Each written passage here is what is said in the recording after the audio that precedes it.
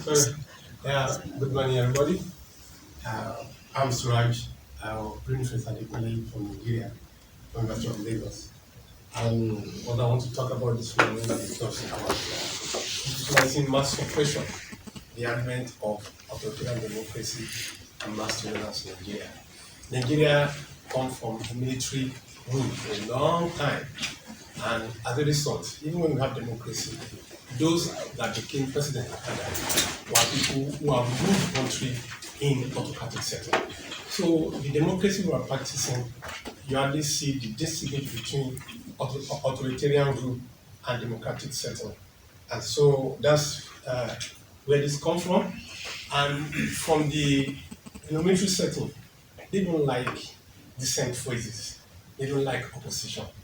They rule by decree. And so the government that we have right now, we have Buhari. Buhari went through the country in 1984. We've had Obasanjo. Obasanjo ruled the country in 1979. So these people still have their military mind, even despite their operating democracy. So public officials in Nigeria have always expressed open displeasure at the use of internet by social media activists and call for its regulation.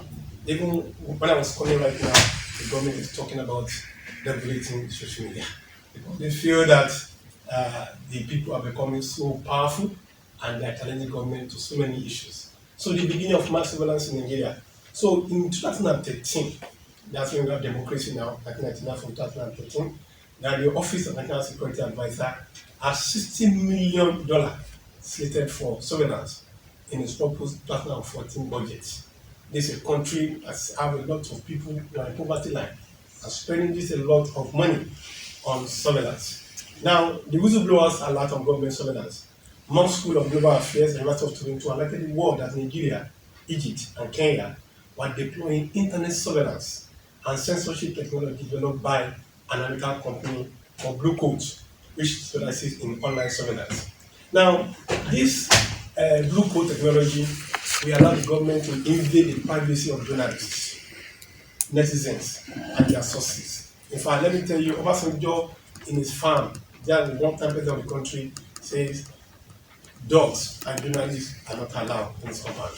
He put it there to tell you the intolerance against journalists. Now, its censorship devices, that is Blue Coat, use deep packet inspection in order to manage network traffic and suppress unwanted connections.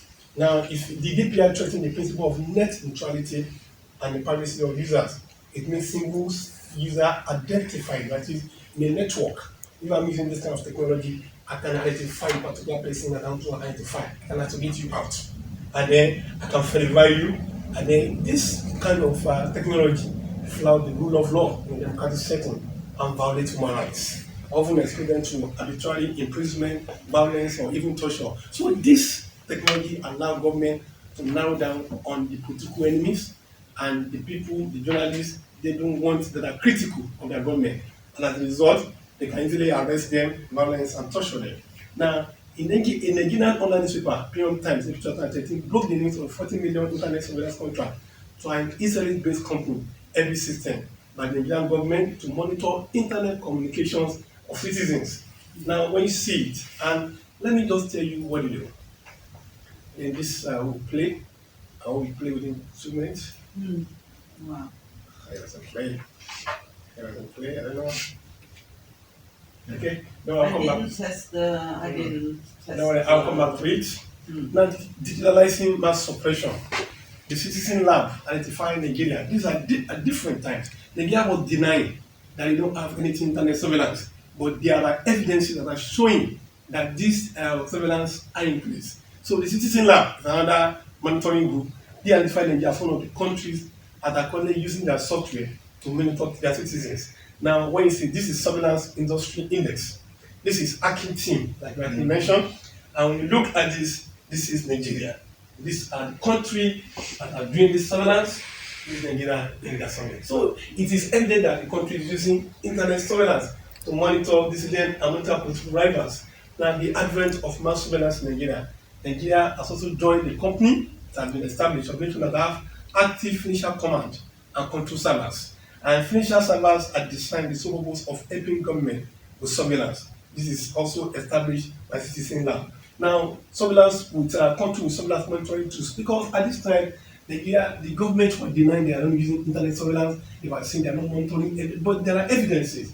When you look at all this is blue coats, line blue coat, Packers, this is my country, using it. And all the deniers were not real because we see this. So how internet surveillance affects society?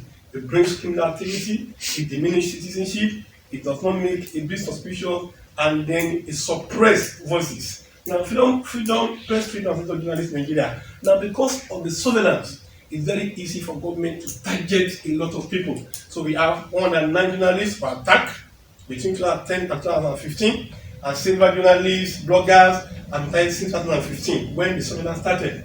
And you can see it has brought climate of hatred. Now, this is ASP, Reporters Without Border, classifying Nigeria as a very difficult country where you can have what? Press freedom. You can have press freedom. Now, quickly, legalizing impunity, committee to protect journalists in the 2018 Global Index said that there were 13 unresolved murders of journalists in Nigeria during the reporting period. Also, in 2018, at the 45 radio and TV stations were sanctioned by the authority of allegation of breaching some things of conduct. This was easy because of the surveillance technology that they were using. Now, attack against journalists between January and September 2019, at least 19 journalists have suffered attack. At least 36 attacks on journalists were recorded between January and 2019. 30 were done during the election. And government security forces and this violation are mostly perpetrated by the Nigerian security forces, the Nigerian police, the Nigerian army, and the official government of state services because they have technology to monitor, to censor, and to narrow down on their political enemies. These are the governments doing their work. And then what we're saying is that the Nigerian constitution does not allow intrusion. It allows freedom, it allows privacy. So hacking or attempt to hack social media of individual institutions who are critical is unconstitutional. Compromising and blocking social media accounts of their athletes. For example, Ahmed Sakida, his account was locked down and it was done. Security agents now tap citizens' phone to know what is happening and to get them. So spying, we say, is censorship. The government say there's national security in the country, there's Boko Haram, there's a lot of issues, but we feel that no matter what the situation of of the country is, censorship, spying is what is censorship. And so we see government establishing media center means that to monitor social media of those who are doing anti-government. The DSS, sometimes because it's use surveillance technology to track and arrested suspected judges in 2016, and they use those things to track them, to monitor them, and to bring them to book. Now, this brings about authoritarian democracy. Nigeria is supposed to be practicing full democracy, but because of this background of military incursion, and because those who have been ruling this country have this mindset, so we are having what I call authoritarian democracy. The authority does not obey court rules. When there's a judgment against journalists and journalist goes to court and the judge say release this person, they don't release. They flout, and that is authoritarian democracy. Directing National Security Agency to monitor, to screen national communication and to monitor their speech. That is against 1990 constitution of the country. So we have to end the impunity. And how do we end the impunity? There has been movement in Nigeria because the civil society are very strong in Nigeria and their voices are counting. So we have Paradigm Initiative and they are challenging the government in courts, and there's a section called Cybercrime Act that gives the government just legislative to be intercepting calls and be monitoring devices. So this initiative are challenging in courts, so have been court challenges, and then the organization also sued the Ministry of Science and Technology over its alleged acquisition of spy satellite. So we say these are antithetical to democratic principles. The organizations, those organizations have dragged the Nigerian Communications Commission to court over the illegal restriction of access to some sites. The government restricts some sites using those technology so that people will not be able to hear what they are saying. PAMED, a coalition or comprising of the International Press Center, Media Agenda, and of Media and Society, has demanded that the government withdraw the threat to monitor social media and that it is ethical to democratic principles. Now, to conclude, We say I also have been. I'm also an activist. I'm an academic. But also I've been on social. I've been when I was coming to this country. I went there. I was invited to television and I spoke about regulation of social media. I think it's against free speech. It's against press freedom and it's unconstitutional. So to conclusion is that to make Nigeria access to social media on the basis that it may be used to express views critical of the government or the political social system ensured by the government is entirely incompatible and inconsistent with constitutional guarantees and Nigeria's international human rights obligations and commitment.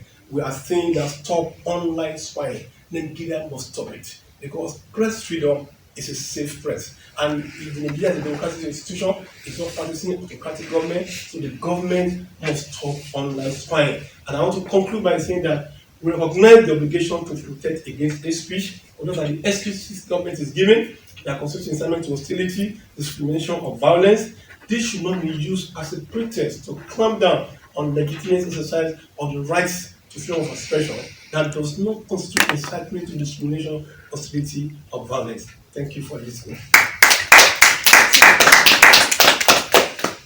Is this you? You should have put there snow. Snowing. So thank you. Questions? Yes, Farid. First, I have a comment that you are holding this piece of paper, and this caused confusion maybe for the presenter. But it's normal to do that, so they know what time they're on. So any questions? My from you? my question is, has the government admitted surveillance? Okay. Do they confess that really they are doing this? They did not. In fact, in 2015, you see, the government said they did not do it. But those whistleblowers came out with evidence. In Nigerian budget, National Science Foundation, $60 million was there for security. I said, okay, what are you going to use this money for? Then other people come from Toronto. I said, Nigeria is part of this. So eventually, some people, civil society, went to National Assembly and said, this nonsense must stop. So they now said, okay. But despite all that, the government never admitted that they are using social system. And they use that. They never admitted. Okay. Can I add another question Yes, on this? okay. Is there an evidence that people really experience this surveillance? Yeah, there are evidences. I told you about Ismail Kamet, that his phone was hacked by security operatives and he got to know about him. I told you about the judges in Nigeria, that the government used solar technology to track all their accounts, track all their movement, and brought them for so-called corruption charges. In Nigeria right now, the police use a kind of in fact, I didn't say that here. The Southeast governors, they give phone out free to their so-called opponents.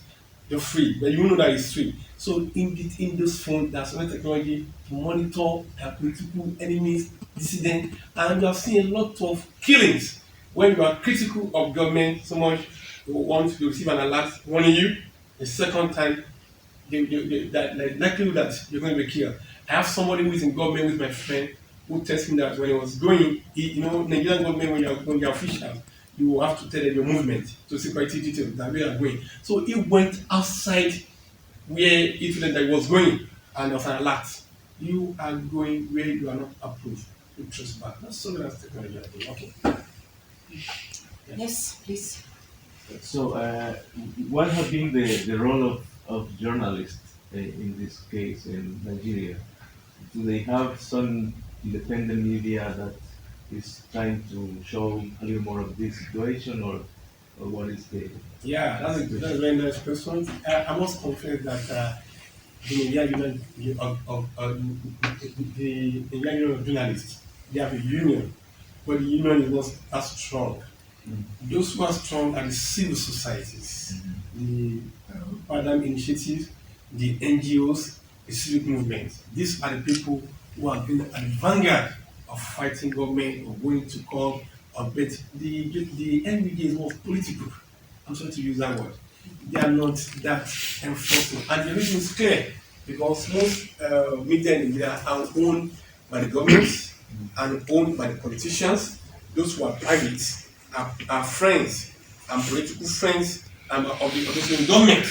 So the media in Nigeria is like in the hand of government, whether directly or indirectly. So the only way you can have press freedom, you can have voice of people is social media.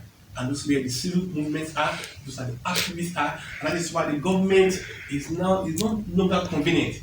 They want to clamp down on the social media, and so that just the way they were able to, in quotes, put the conventional media in their pocket, they also want to do the same thing with social media.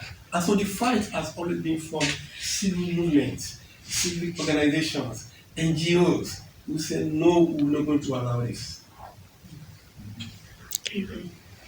Yes. Yeah, I think mine, I don't know, it's not a question actually, but I think it's a contribution because I have, I know a little about Nigeria. Yeah. And I'm not surprised that it's the civil organizations that are very active because even when Nigeria passed the Freedom of Information Law, you realize that civil organizations were assessing it more than journalists. Yes. But you see, the thing is that, or I feel that until journalists, especially in Africa, take bold initiatives to confront government, at least test the laws, the government will continue doing that. Because let me use Ghana as an example. In Ghana, we have instances where government have tried to regulate the electronic media by coming out with a regulation law. And journalists, Association of Journalists, took government to court. And at the Supreme Court, it was ruled that if you look at the regulations or the provisions, it is basically censorship, and our constitution condemns censorship. So it was declared null and void. But you go to Nigeria and realize that journalists are even afraid to go to court. Right. And if you don't do until you make that attempt to set the precedent, government will continue doing that. Yeah. So I think the That's a very journalists, nice observation. The reason why journalists don't go to court actually is because most of them have their allegiance to the owner. The owner, there's a lot of the ownership influence is so strong that you don't want to lose your job and you don't want to be killed.